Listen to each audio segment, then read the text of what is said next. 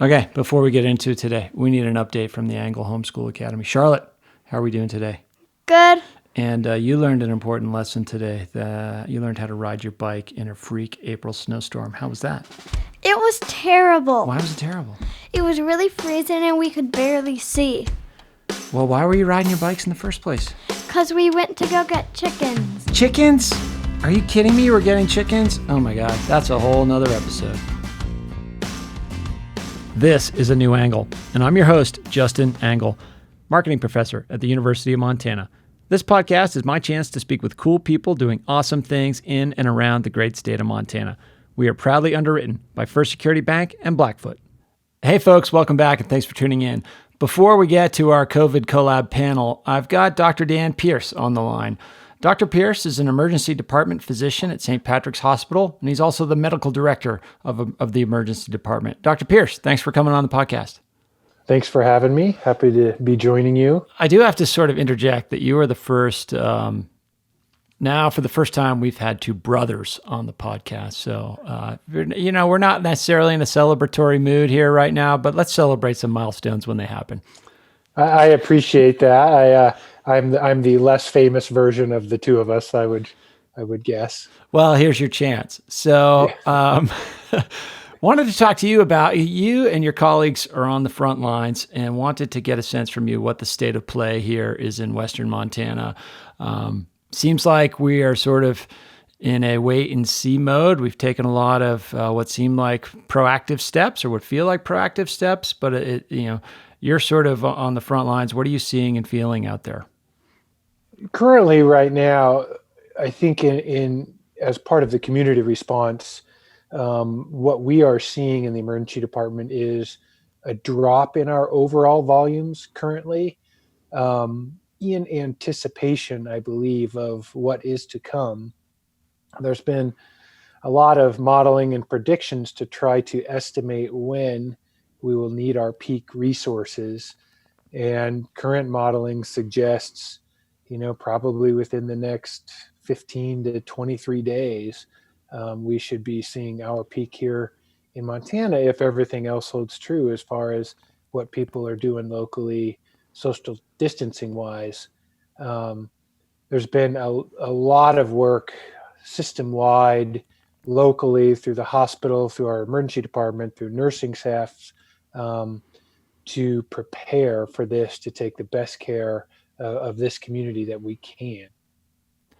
Yeah, this is one of those crises where as it unfolds, what feels like an overreaction today feels like a half measure tomorrow. And it does feel like Montanans have been relatively proactive in taking on these social distance measures, trying to isolate ourselves. And it sort of intuitively feels like the state of readiness is good. Is that an accurate way to think about it or a reasonable way to think about it? Do you think we're set up well? I think so. I think that's a hopeful way to think about Certainly. it. We kind of assume based on, I guess now less so our personal social bubbles and more of our social media bubbles, since we're all kind of isolated at home, that everybody is being pretty cautious. And, we can hope that holds true throughout the community, but we don't know for sure. And we won't know, until a delayed fashion of if that holds true, and what the community is doing has a big impact on our peak resources. And, there's some of these models that we're looking at that are predicting what our peak resource needs are going to be, suggest that as far as inpatient beds in Montana throughout the hospitals, we're probably fine there. If we're looking at ICU beds, or so intensive care beds, we are going to have a shortage if the predictions hold true. But this gives hospitals an opportunity to create some alternate care sites to try to ramp up that capacity ahead of time to meet that demand. Ventilators is the next big target that we're looking at, and currently there's a predicted shortage there. It's nowhere near as great as a lot of other communities are facing right now. And again, we have a little bit of lag time where we can try to be proactive about that. And it's incredible to see everybody stepping up to the plate system wide. And it's really fun to see kind of the good coming out in everybody. We've had, people understand that we're kind of the first point of contact for a lot of these really sick coronavirus patients. And we've had people reaching out to us from all over asking how can they help when the surge hits? What can they do to help us, filter through these patients? Are there other non-COVID patients that we can be filtering to these alternate care sites? And it's been amazing to see everybody stepping up to the plate for that. So it sounds like, a big theme of this crisis, watching it unfold, particularly in the hotspots across the country, has been this sort of failure to use time to our advantage, right? This was a predictable situation. We knew that, this surge was coming, and it sounds like you and your colleagues and the system in general, Montana is fortunate in that we're behind in terms of the number of days before the peak. And it sounds like everybody's doing everything they can to ramp up and use that time most effectively. Yeah, I think system-wide, that's the case for sure. As far as, resource management for personal protective equipment and everything along those lines, we're set up ahead of a lot of the rest of the country as far as that goes. So one of the things that's sort of an impossible question to answer, but everybody asks is, how do you see this playing out in our community? How long are we going to be isolated in our homes or wherever we're isolated? Do you have a sense for, you mentioned 14 to 23 days, I think, before in terms of the surge. Do you have a sense for how long this sort of state of affairs will persist? A lot of that depends on what the community decides to do. My kind of line is that we can prepare for the worst as an emergency department, as a physician group, as a hospital, as a system. But it's ultimately up to what the community decides to do as far as how bad it's going to get and how long this is going to last.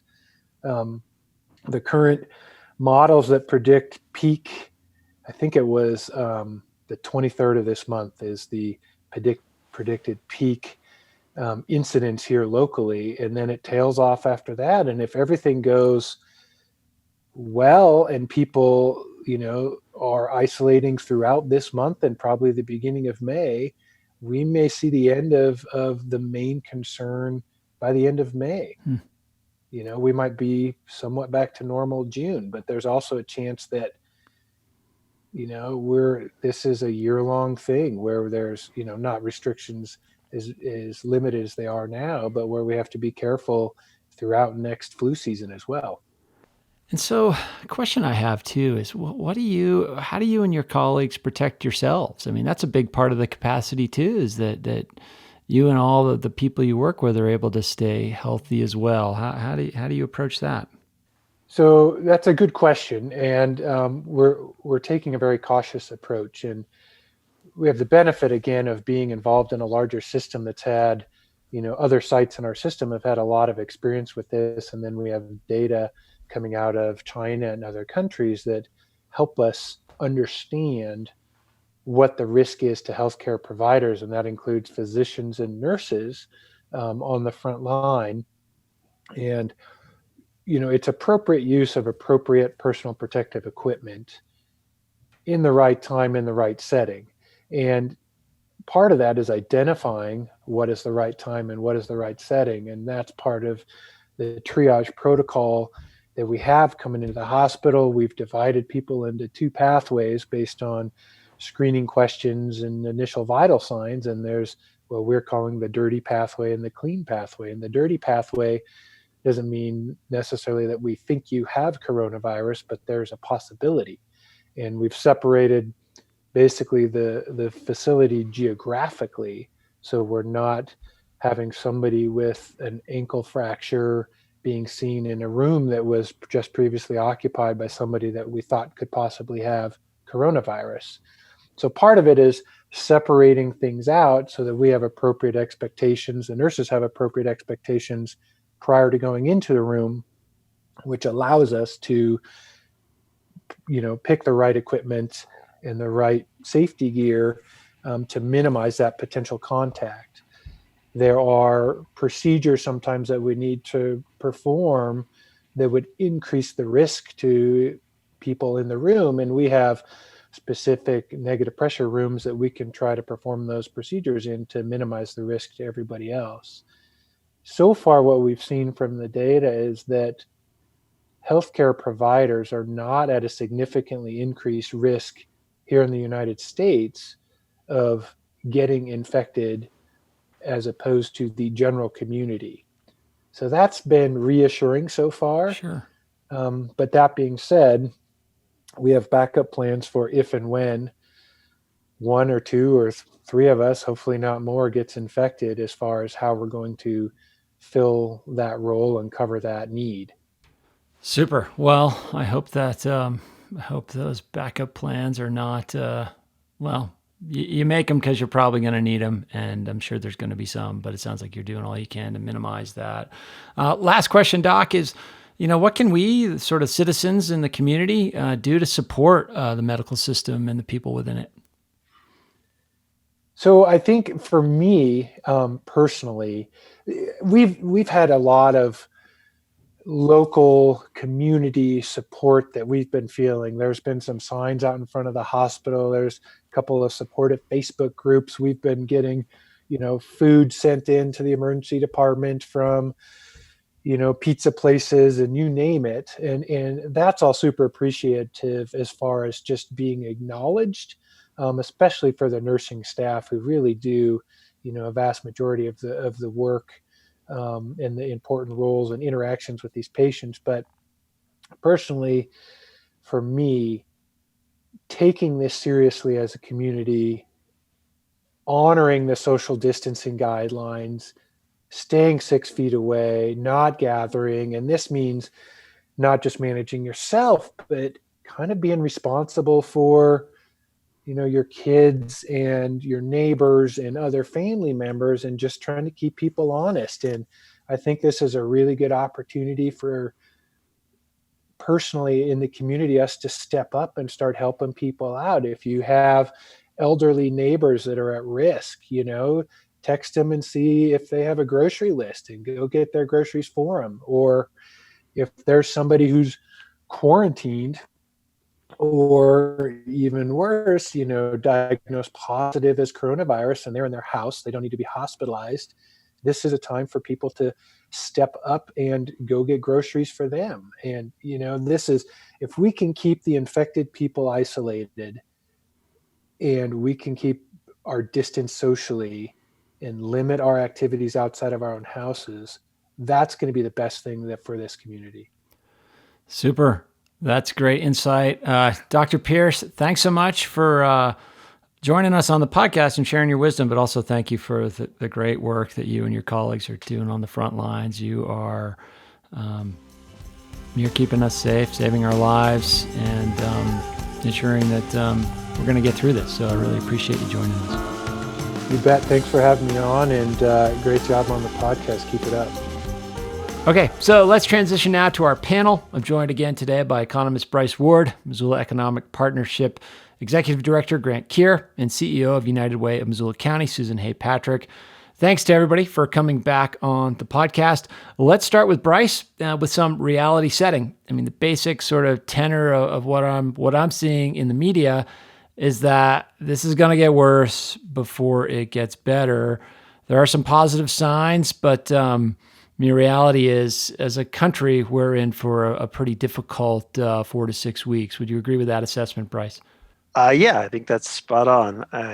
As bad as it's been, it's only just now starting to really ramp up, particularly outside of New York City. And so the next month will likely be, certainly one of the worst months in this country in my lifetime, and probably in most of our lifetimes. By the middle of the month, we'll probably see 9/11 level deaths every day or so. And that's not going to be very good. And then obviously at the same time, we're seeing unemployment. I mean, today we had the official jobs report for March, which of course was from the week of March 12th. What's the reference week? Which was before a lot of things started shutting down, and it was still way worse than we were expecting, right? Unemployment jumped by a whole percentage point, 700,000 job losses. And so most economists think that the true unemployment rate right now is probably somewhere around 15%, maybe a little less. And let's contextualize that. What was the unemployment rate at its peak in the financial crisis of 2008, 2009? I was, right around 10. Yeah, I think a 10 is about what we got to, yeah. Yeah. So, I mean, and it will keep going up at the same. So this month, we're going to continue to see more people, adjust economically.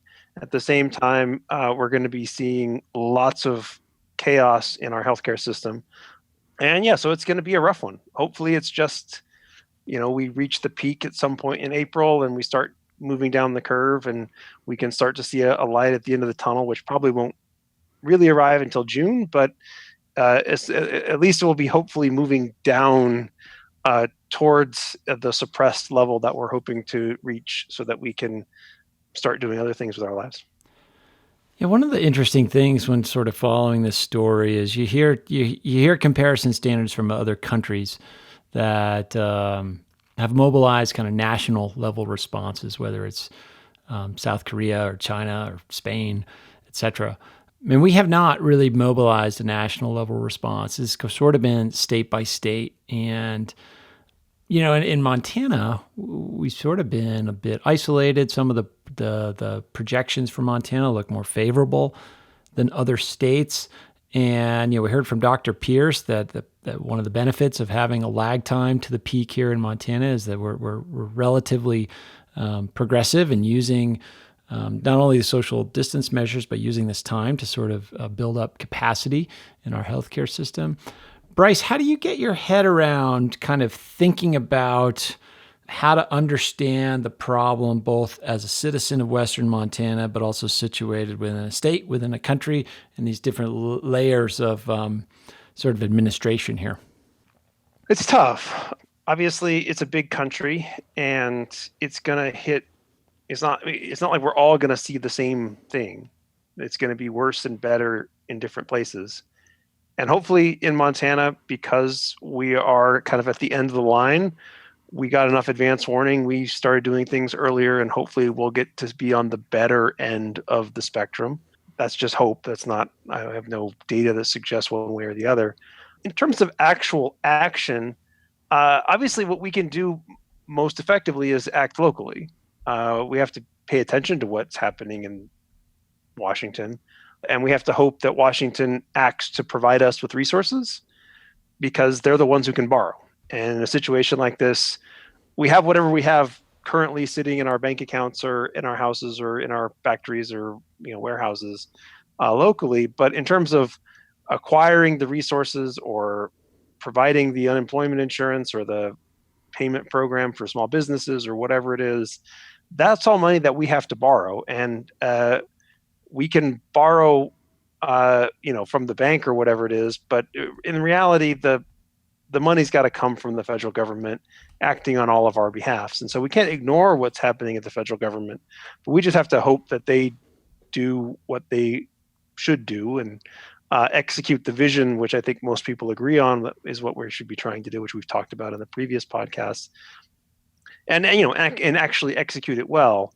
And, so that's basically our, keep an eye on Washington and make sure that they're hopefully providing us with the resources, and then act locally to make sure that what we do here, we're doing everything we can to work the problem locally, because that's where our effort and our specific resources that we can bring will do the most good.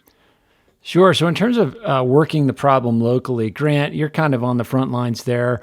I would assume helping the local business community sort of understand what is in this relief package and helping them figure out how to access some of those benefits. Can you speak to what you're seeing on the ground there? Yeah, I think maybe to express and summarize sort of what we've been up against this last week is that the Congress did take action and established a lot of these new programs and acts to support small businesses right down at the local level. Really, this past week has been about them developing the rules and the finer details of exactly how these programs would roll out and through which vehicles. So this week's been a week of sort of chaos in our world of trying to understand these programs in their details so that we can really connect people to the right resources in the right ways. And I think what we're seeing, if you could think of our healthcare providers on the front lines of the healthcare crisis that we have with COVID, I think we're going to see a lot of our financial institutions at the local level be on the front lines of the economic crisis here in the days and weeks ahead as they become the vehicle through which a lot of these programs are implemented. So we've been working with our economic recovery task force here in Missoula County to try to understand how can we create a framework in which people feel like as small business owners, they can navigate these programs. And Grant, can you tell us who's on that task force? Like what organizations are represented? What sort of people are serving in that capacity? Yeah, I'm thrilled that Susan on the show with us today is a member of that task force, but we've got the Missoula Chamber of Commerce, Small Business Administration, the Accelerate Montana team from UM, who are all involved in economic development in various ways. We've got the Downtown Partnership, we've got Montana Job Services, and a lot of groups who have already traditionally been really involved in these roundtable discussions that we've been hosting on a monthly basis around how we support our economic development. And we've really just tried to pull that group together to meet on a much more consistent basis once a week to try to understand what we're hearing from the business community and how we can better respond to the needs of the community, connect them to the resources that exist already, and identify any gaps in resources that we need to be advocating for coming down the pike. Sure. Okay. So sorry, I cut you off there. So what's tell us about the task force work. What's the rubber hitting the road here? This week, we really tried to just come up with a really simple framework that people could approach some of this and some rules of thumbs they could follow. So we came up with what we're calling as shorthand, the 4-step team approach to navigating the COVID crisis as a small business. And team stands for T for take steps to protect the health and safety of your workforce. And on our website and on the county's emergency response website, we'll have descriptions of things you can do to do that. E is for evaluating your contract so that you really understand what kind of commitments you have in place and others are expecting of you at this time and what you can do to renegotiate those. A is for assess your cash flow and understand exactly what your needs are right now and how you're being affected by COVID and what you can anticipate in the months ahead. And the M is for making contact with your lender or the SBA so that once you have that information in hand and ready to go, you're ready to sit down and talk about what programs are the best fit to help you adjust to the impacts that you've observed already and be ready for the weeks and months ahead so that if there is a chance to press pause and go again, we're ready to do that. Excellent. Susan, not only do you sit on that task force, but you're also, piped into the leadership of the nonprofit community here. I know you've been hosting some sort of leadership virtual happy hours. Tell us about the mood in the nonprofit space and how leaders of various nonprofits here in Western Montana are reacting in this moment. So from what I've observed, we are always, as nonprofit CEOs, balancing shifting priorities and a sense of urgency with calmness. I think I told you last week that my leadership secret is my ability to hide my panic from others. And I think that is characterizing a lot of the approach that my fellow CEOs are taking, looking after their people, their staffs, communicating with their boards. There is, of course, a great sense of uncertainty, stress, worry. Some of the things that came up on our virtual happy hour were questions like, will people lose commitment to nonprofits and their community due to their own very real concerns about their own livelihoods, themselves, their families? So will we see a great drop-off in support and in volunteer capacity? Again, how do we stay grounded and hopeful?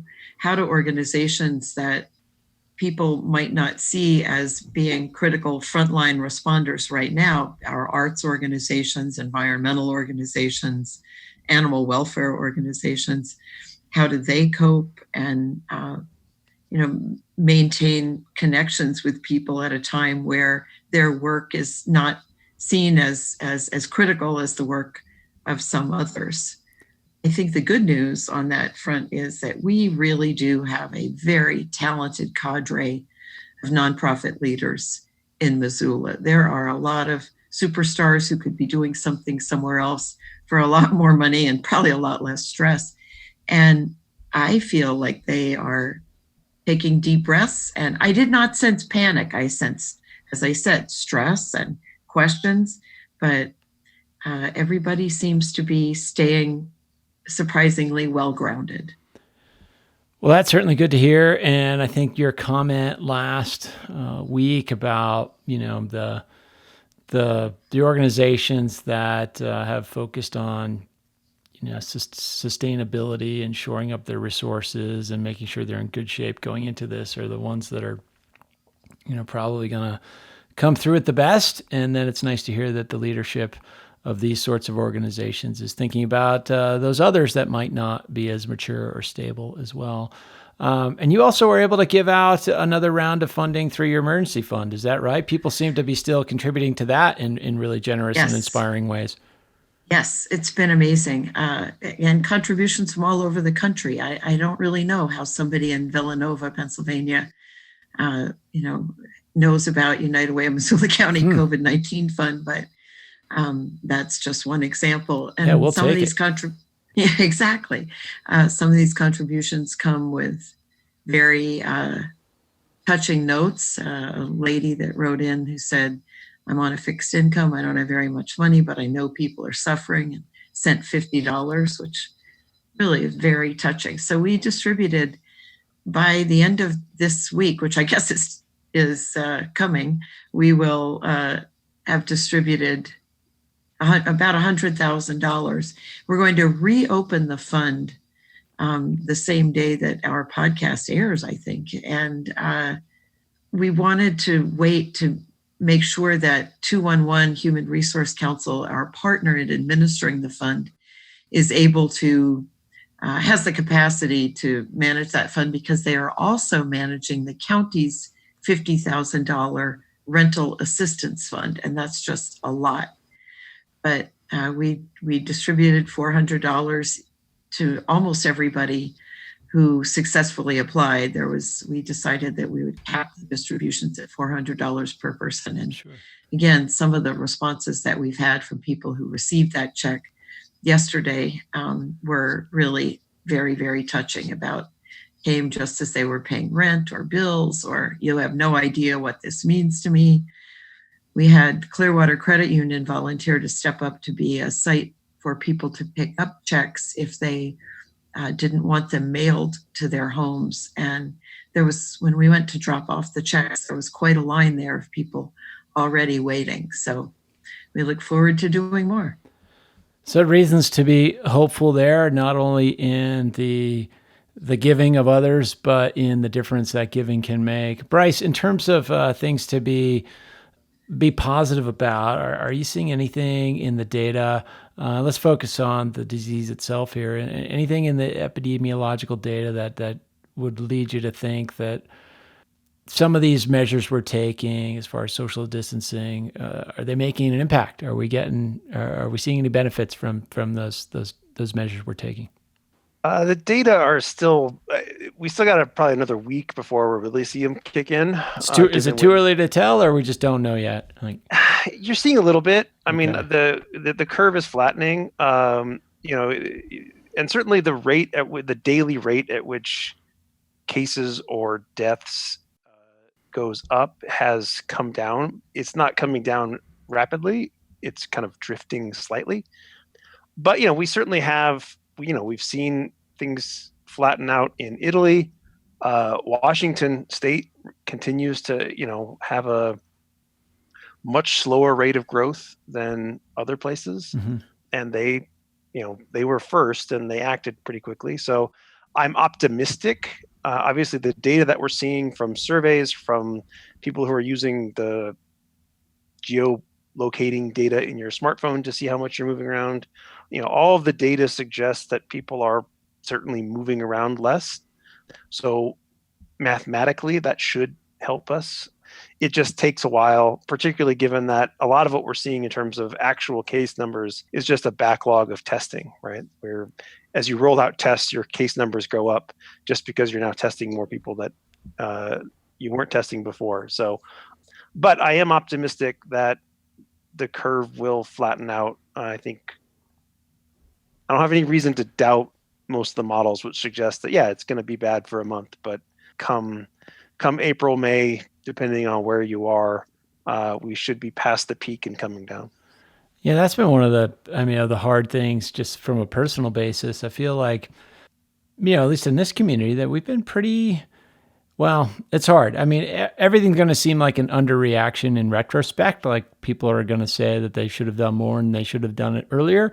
But it does feel like here in Western Montana and Montana in particular, we've been under these social isolation orders for a while, and the shelter in place last week. It feels like, according to Dr. Pierce, we're using the time to stay, to build up capacity, and all these things are encouraging. Yet at the same time, the actual crisis from a healthcare standpoint, the economic crisis is here, but from a healthcare standpoint, the crisis is not here as much. And I just hope that people will stay vigilant in this social isolation and taking these measures and protecting themselves and others. So hopefully people will heed that message from Dr. Pierce and others. And it's nice that we're getting regular updates from the governor about how to behave responsibly as well.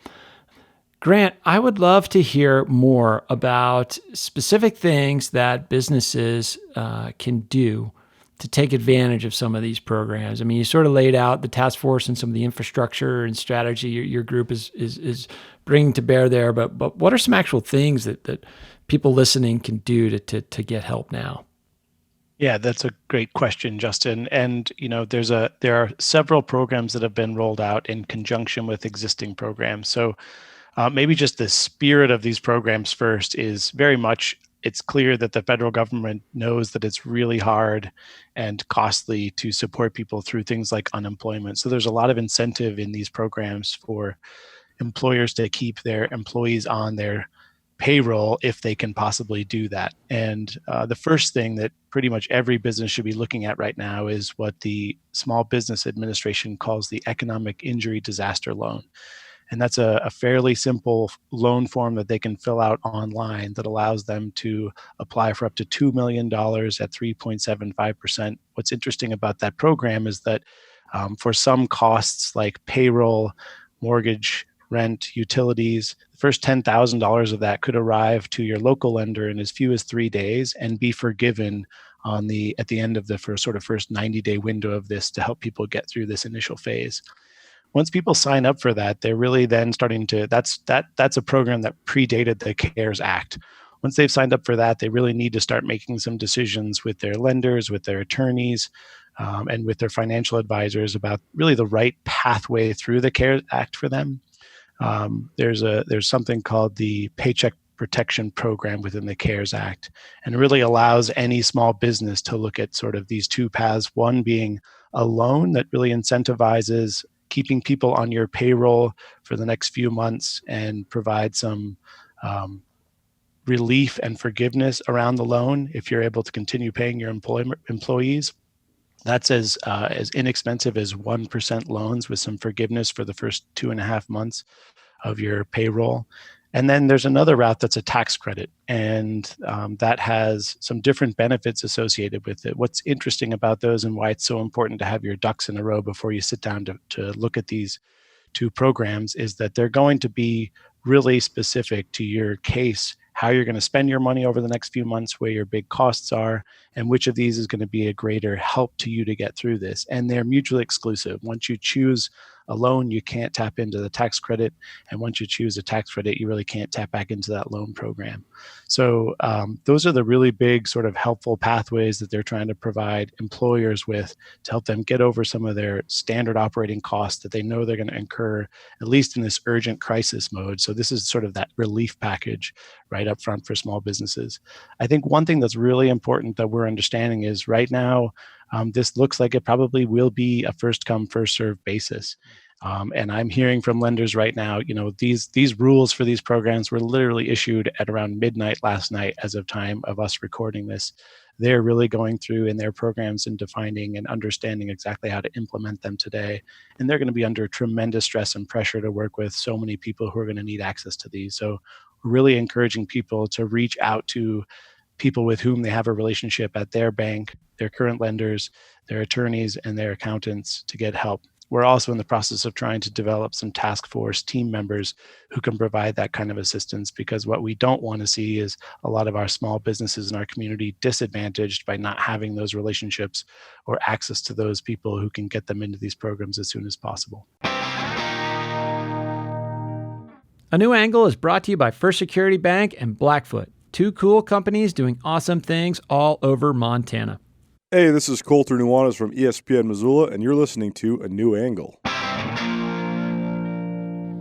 Yeah, that seems super important. Just navigating the bureaucracy here. And you mentioned that path of choosing between a tax credit or a loan and them being mutually exclusive. I mean, those sorts of divergent decisions have huge implications. So it's great to hear that you and others are spinning up resources to actually provide some of this counseling. Susan, do you have a perspective on some of these programs emerging and how people are taking advantage of them? I just had forgotten to mention earlier that most nonprofits that I know of in Missoula are also going to apply for the payroll protection funding, including United Way of Missoula County. That was a subject at our CEO virtual happy hour the other night. And it's new territory for all of us, including our banks. We are waiting this afternoon to hear back from our banking institution because there's a lot of uncertainty at the banker level about, as Grant said, the rules have been coming out and there's been some contradictory advice and some unclear advice. And so we're hoping to submit. And as Grant said, first come, first served, we all want to be at the head of the line. But we're very grateful that it does apply to nonprofits as well. Yeah, are there any, is it distinguished between nonprofits and businesses in terms of the sorts of relief that you're eligible for? Or what are some of the things that are specific to nonprofit leaders that they can tap into for help? Not having read the 800-page bill. You haven't yet? Come on, Susan. You've had a week. What else have you been doing? I'm waiting for the classic comics version. That's right, the Cliff Notes. Right, Cliff Notes. I have been on a few webinars, one from our accounting firm, one from the Montana Nonprofit Association, and one from United Way Worldwide. And Grant, correct me if I'm wrong, but I think that the provisions that apply to small businesses are universally applicable to nonprofits as well. I don't think that there's anything that is specially designed for nonprofits. Yeah, so there is some ambiguity about that in the rules, but we've tried to clear that up today. And certainly many of the programs that apply to small businesses do apply to 501c3 organizations. There are nonprofits that are not distinguished as 501c3s that are still constituted as nonprofits, and those are not eligible for many of these programs. My organization, the Missoula Economic Partnership, for example, is a 501c6, so we're not eligible to apply to these programs for support. Okay, so I mean, there's a ton of bureaucracy to wade through here, and I mean, Bryce, you made this comment kind of before we started recording that there's going to be mistakes, there's going to be stories about programs not working and people not getting the help they need and all of that. I mean, this would seem like a huge lift for a government that had spent the last 50 years investing specifically in the infrastructure to dole out these sorts of relief packages. We're not in that reality. We have not been doing that for the last 50 years. How do people kind of maintain hope that that in spite of some of these stories we're going to see in the media, that people and entrepreneurs and businesses and nonprofit leadership persist in trying to take advantage of some of the programs that are out there? How do they be? It's going to be tough. Yeah. I'll be blunt. Literally trending right now on Twitter is the PPP program, and almost what's the acronym? What's PPP? Paycheck Protection Program. Okay. So that's these loans, and that they went live today. And so last night at midnight, they essentially, the administration unilaterally changed the rules from how it was written. So that was the first negative story they got. And then literally, if you click on this trend, it's right now, it's the top trend. It's almost except for the Secretary of the Treasury touting how much money has gone out. It's basically everybody talking about how their bank won't let them have it. The bank, I've been a customer here for a decade, and because I don't meet whatever criteria the bank has established. And then you say, well, I want to go to another bank that I don't have a relationship with. And they're like, well, wait in line after all of our existing customers. So that's one story. Another story I read today, Florida intentionally made its unemployment insurance system hard to access. So basically they have no capacity to handle the influx of new claims. So there's gonna be a big disaster as people try and access the money. The hopeful thing is to just keep an eye on the money that's going out. That's the good news, is that money's going to go out. As I mentioned on the one we did 2 weeks ago, there's going to be mistakes. Don't let the perfect be the enemy of nothing, the good, or the adequate, as the case may be. Right. I guess that's the hopeful message is, money will go out, people will get that money, and it will benefit them. The problem, but don't ignore the problems, because the problems are real. And to the extent that people are having problems, this is where we all need to be stepping up and trying to figure out how we help our neighbors solve whatever problem they're running into, and helping our government figure out how to what can we do to help them, because the unemployment insurance system, it's going to be overloaded for a while, and all the people who are trying to administer the loans and all these other programs, they're working real hard too, and we got to figure out how we can help them, because they're also on the front lines. Yeah, I think that's a hugely important point, Bryce, is that the points of contact that people in our community are going to interface with, those people did not make the policy. Those people did not contribute to the structures that maybe did or didn't set the system up for success. And they're all dealing with this crisis as well in their own personal lives. I mean, maybe a relative of theirs is sick, or they're sort of having trouble paying their bills, or they're adjusting to remote work like the rest of us and really struggling with the implications of that, or homeschooling their kids. So I guess the point there is yes, I mean, there's some big system level questions that we need to address, and we shouldn't ignore those or set those aside or make excuses or whatever, but we should be compassionate for the people on the front lines whose job it is to help us all, or whoever it is, access those programs. Grant, one thing that's occurred to me, I've been inspired at the University of Montana watching this institution that's not really built to change quickly pivot to online delivery fairly smoothly, seeing kind of the resilience within our college, the College of Business, and my colleagues in spinning up their classes remotely and asking for help and giving help and so forth.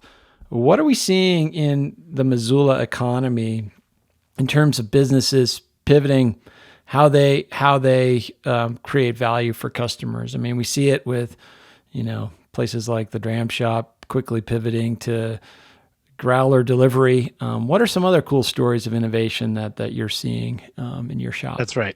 And I think probably many of us are familiar with the Montgomery Distillery that quickly pivoted to make hand sanitizer, right, that I think some of us are seeing on the shelves of our local stores now. And we're seeing this. I mean, I guess I've just been really inspired, and maybe one thing that I think gives me hope in all of this, and maybe gets back to what you said about having compassion for people. I have not yet called on or reached out to anybody in the business community to say, can you help? And had somebody say, I don't think so. I mean, people who I know are exhausted and doing everything they can to hold their own companies together are ready to act in any way we ask, to do whatever they can to help the greater community get through this. And there's no better example for me than one I'm proud we saw reflected in the Missoulian this week, which was the story of Rocky Mountain Biologicals, who are out at the development park by the airport. And those guys have created sort of they've created media for various kinds of testing in the biological services for some time. They've never been involved in sort of virus testing before, but we were called upon by a community medical center maybe 2 weeks ago, letting us know that they had about 2 weeks supply left of this viral test media, which once they swab your nose or your throat, they put that swab into this media to store the virus while it gets transported to wherever it's going to be tested. And they had 2 weeks supply left, and other hospitals across the state were running out.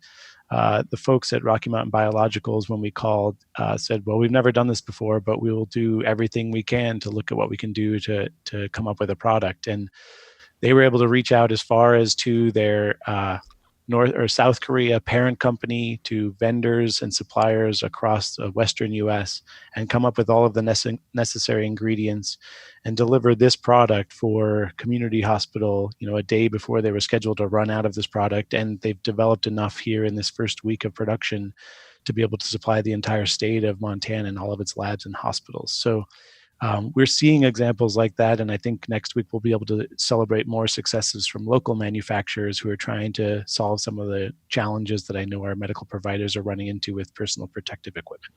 Awesome. That is encouraging news. Susan, is this effect manifesting in the nonprofit space? I mean, you all spun up your emergency fund so quickly, and that's made a dramatic difference. Are you seeing cool forms of innovation from other nonprofits and nonprofit leaders in our community?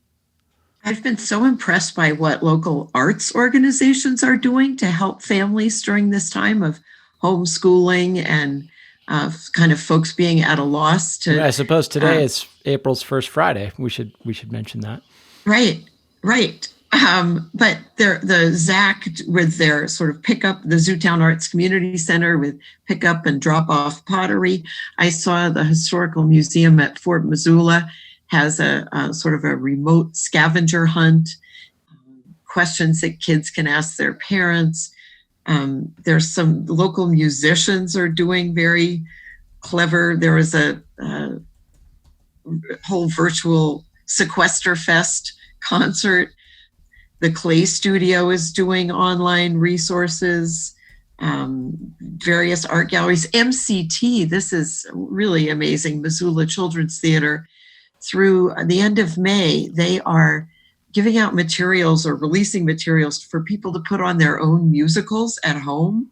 And every Monday, they're going to provide a script and music and directions on how to build a set and props and costume design and choreography. They're doing it via live stream video on social media. And then, families can put on their musicals and then send them back to MCT. I'm just very impressed by the creativity of the sector. And then more on the front lines, of course, just tremendous pressure at the food bank, at the Montana Food Bank Network, at the Poverello Center, YWCA of Missoula.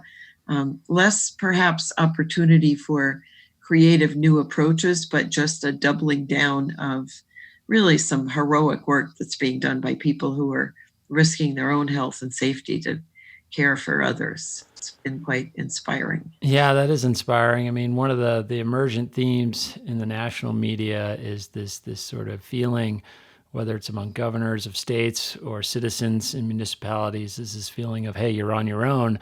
And that's not the message that I think we're feeling here in this community. It's right. It's wonderful to hear various aspects of the community coming together. Let's bring this thing to a close again with things that we are thankful for, positive about, because I think that's meaningful for us all to just repeat those realities to ourselves and to our community. Susan, let's start with you. What are you thankful for or excited about right now? Well, I'm thankful for being in a job that has allowed me to help make a difference in our community in the last week. And I am thankful for my awesome colleagues. I'm thankful for Instacart delivering my groceries. I'm thankful for family and friends who are checking on me. And honestly, so impressed by the work of our community in response to this pandemic. And really, as you said, we are lucky to live in Missoula. So I'm grateful to all of you. Indeed. Grant, how about you? Yeah, this week I think I've just been so grateful to be working with an incredible team at MEP. The staff that work with me there have been so dedicated and just put their hearts and souls into trying to understand these programs and convey in a really simple format how members of our community can tap into them and take advantage of them as quickly as possible. And it's just been a Herculean effort with a lot of partners and a lot of effort. And I'm really touched by how committed they are to helping our community through this. Excellent. Bryce, you brought us all to tears last week in a powerful moment, a story of what you're doing with your kids to share some family history. I'm not asking you to top that necessarily, but yeah, what are you excited about this week? Well, I'm excited that another week has passed. A mantra that I like to say at these times is this is temporary. And while we don't have a final date that we know that it will be temporary. And another week has passed, and I am grateful that another week has gone by. And thus far, everybody at my house is still relatively happy and healthy, at least as far as you can be with 5 people living on top of each other and spending far more time than we're used to together. I'm also really happy that we have this kind of technology. I was able to engage in a Zoom party with all of my graduate school friends last week, and that was a lot of fun. And, those are people that I literally haven't had a group conversation with in, I think, 12 years.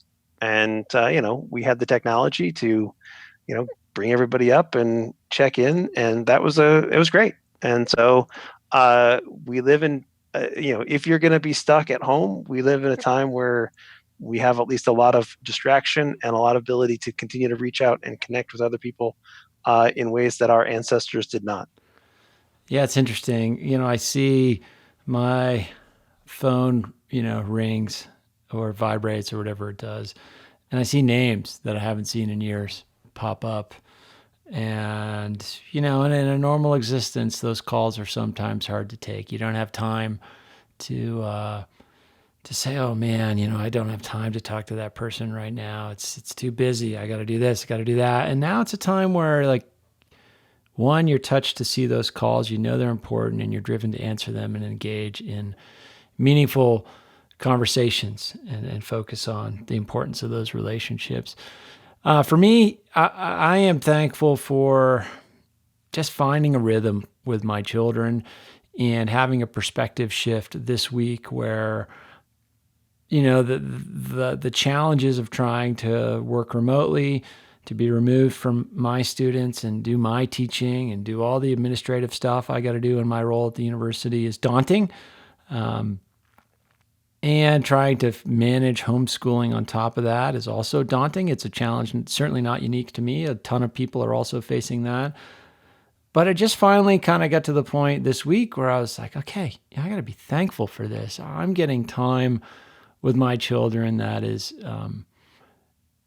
so precious, and I'm super thankful for. And I thank them for pivoting with elegance as well. So that's been an exciting part of this week. Bryce, Grant, Susan, always a pleasure. I look forward to reconvening a week from now.